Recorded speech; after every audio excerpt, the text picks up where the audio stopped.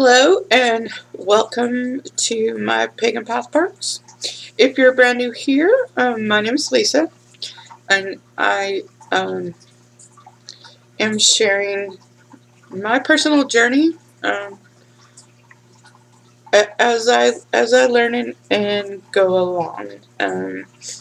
And if you're a returning subscriber, thank you. I welcome you back. I welcome everybody, actually. So today I have a lot to talk about. It's not an update. It's some personal insight that I wanted to share with you. So I invite you to like and subscribe if you're brand new here. And now that we got all that out of the way, today's topic is going to be about personal sovereignty. So if you're new to my channel, I am. I can't say that I'm a priestess or a priest of the Morgan, because I am just such an infant when it comes to learning Irish paganism that I can't definitively say that I am a priestess of anything. I am a novice, really. I've been a witch for a while, but my life up until this point of time has been heavily influenced by the Morgan. So calling myself a servant of the Morgan is not really accurate either, but maybe a follower of the Morgan would be a more apt description if I had to label myself. So the Morgan is best known in the secular community as a goddess of war and a goddess of death, but in reality she is so much more than that. I've just started my study of the lore, and the more I get to know her in the lore, the more I understand that she is a goddess of sovereignty. I mean, she is all about your personal power, in my opinion. Now this is unverified personal, knows it, so I tell you as one pagan to another to do your own research regarding her, and you will have your own experiences with Morgan. But I can tell you from my own personal experience with her that she is a very hard taskmaster. I mean, once she chooses you, if you accept that you have been chosen by her and you accept that that's the path you're going to be on, the dark night of the soul usually follows that. And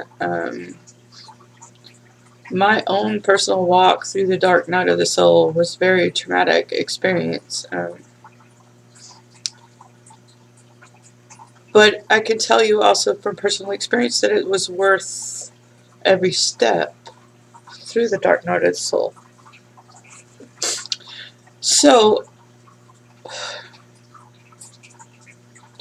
her lessons can be hard. I mean, my mother recently passed away. If you're a follower of the channel, you already know that. If you don't, this is just a recap. The lessons that I learned following my mother's during my mother's passing are just, they're so numerous. But one of the things that that I wanted to talk about today is reclaiming my personal sovereignty. And up until this point in my lifetime, everything has been orchestrated to put me in the position where I was strong enough and had the tools necessary to see me through that very difficult passage. I could tell you that it was the hardest thing I've ever had to do in my life, is to be there and be present and take care of my mother and watch her as her life slowly slipped away. It was a very difficult thing to watch. Um,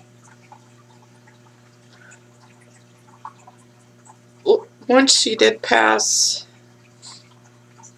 everything that really made my house my home was influenced heavily by my mother. I mean, my mother was my sense of home, here in this specific place where I live now. Well, I've lived here for a long time, but the thing that made it home was my mother. And I found that after I had my surgery, when I first got home, I stayed a few days at my daughter's. And when I first got home, the feeling that I didn't belong here anymore was very present. And it wasn't long after she passed that feeling of home that I felt it was already there, but when I came home from my surgery, it was a very tangible thing for me. So what I'm coming to understand now is that though up until this point my path was already set, everything was orchestrated for that moment in time. Where I go from here is not so orchestrated, and I have more options and more choices. Excuse me, than I had before. And right now, it's about reclaiming my personal sovereignty. It is now up to me to make my house feel like my home again. I need to create that sense of belonging. I need to create that sense of home. And apart from my mother, I mean, it's not that I don't miss my mother every day, because I do. It's been very hard. The emptiness is there, and there's no way to fill that void that she left in our lives, because that's just the way it is when you lose your parent. You can't replace that parent. So that's not what I'm talking about. I'm talking about creating an environment in the space where I live that makes this house feel like home again without her.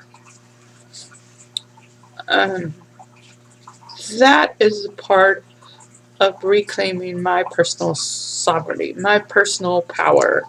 The grief has temporarily stolen away from me that sense of personal power, and it's still for me, that sense of belonging, that sense of home.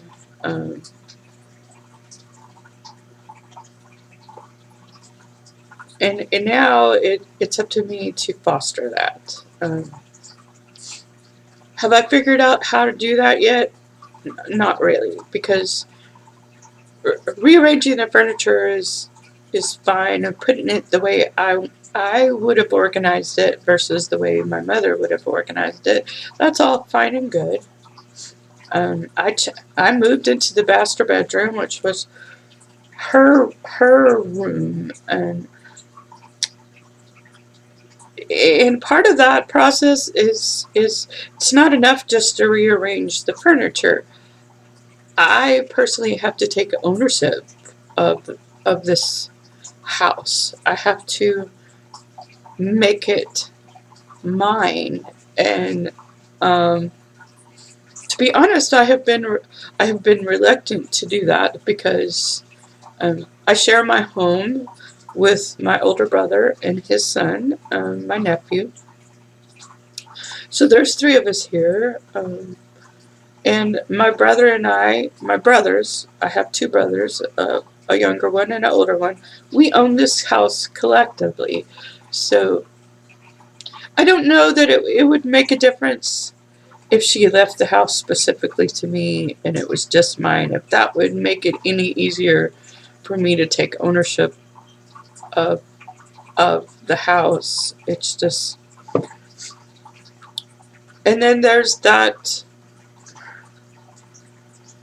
conflict in me that maybe my time here is done. Maybe I was meant to be here so long as my parents needed me, and now maybe it's time to move on. I mean, there was a point in my life when I really wanted to pack up and move to Kerrville, because that's where I was born and that's my spiritual home. It's where I go when I need healing or I need some downtime. But right now, I just don't know. I have some lingering health problems that I have to take care of, and so now I just don't know. So, and I guess it's that uncertainty of not knowing for sure whether I still belong here or not that's made me a little reluctant to take ownership of the house. So, but either way, I have to reclaim my own personal power and reclaim my own sovereignty, and start developing the type of spirituality that will support me going forward.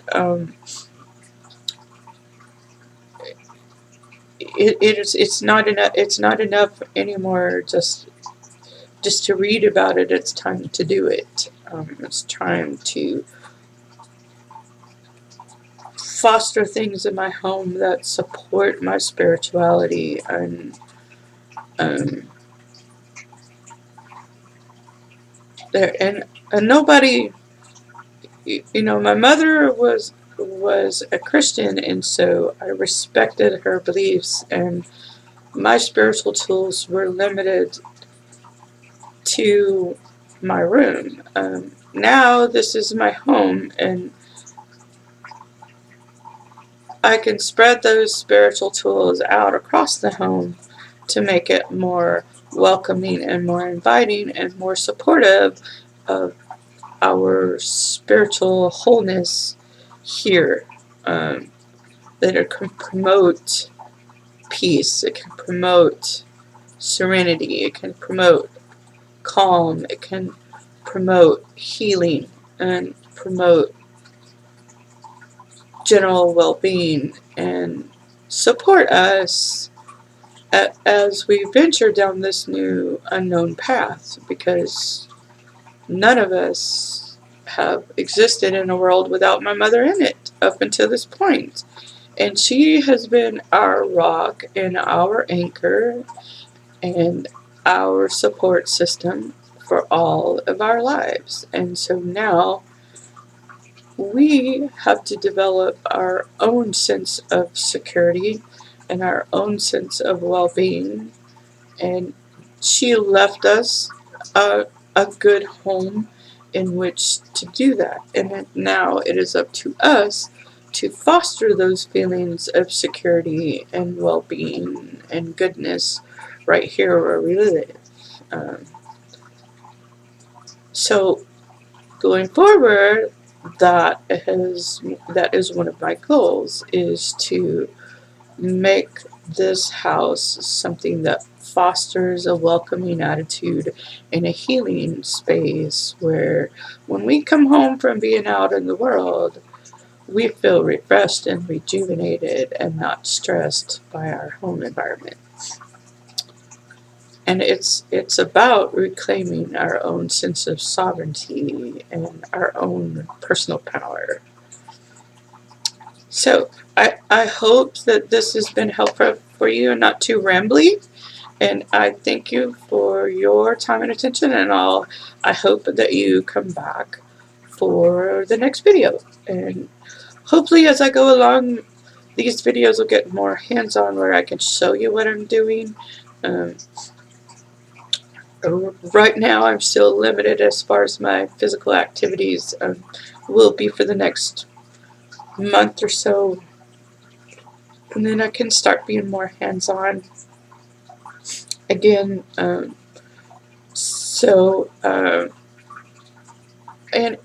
I'm still in the process of getting in the group of practicing my spirituality more openly. And so I planned to redo some of my altar spaces.